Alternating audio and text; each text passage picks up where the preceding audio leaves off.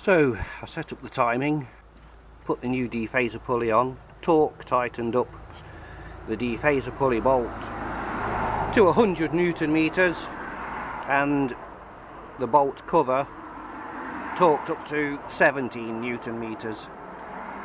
I've brushed off all of the pulleys, water pump, degreased the camshaft pulley, and now I'm going to fit the new timing belt.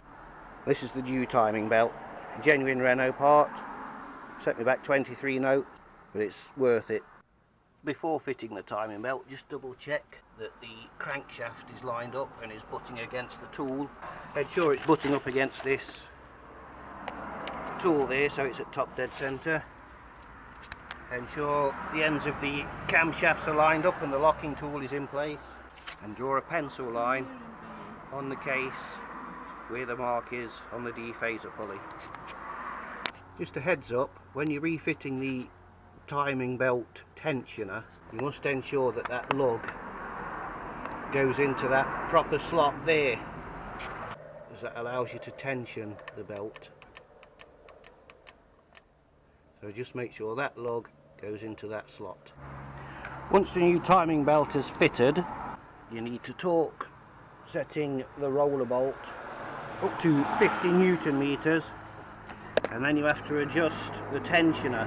At the top of the tensioner, around there, is a little mark, and this is how you set it. You put an Allen key in there, turn it clockwise until this mark lines up with the notch, and then tighten up the nut, which was 13mm.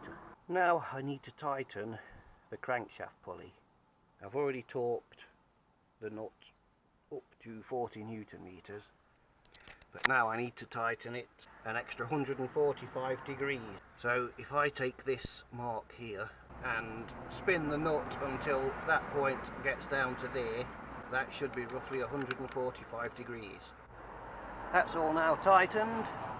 I've removed the screwdriver, I've taken the cam locking tool off, the crankshaft lock and the camshaft locks. Now I need to rotate the engine twice by hand and then check the tension on the tension roller. Okay, so the engine turned easily.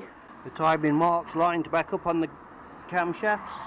They're lined up nicely on the end of the camshafts. So now I just need to check the belt tension. Well, I've checked the belt tensioner, all seems good, the engine rotates freely, so all that's left to do now is put it back together.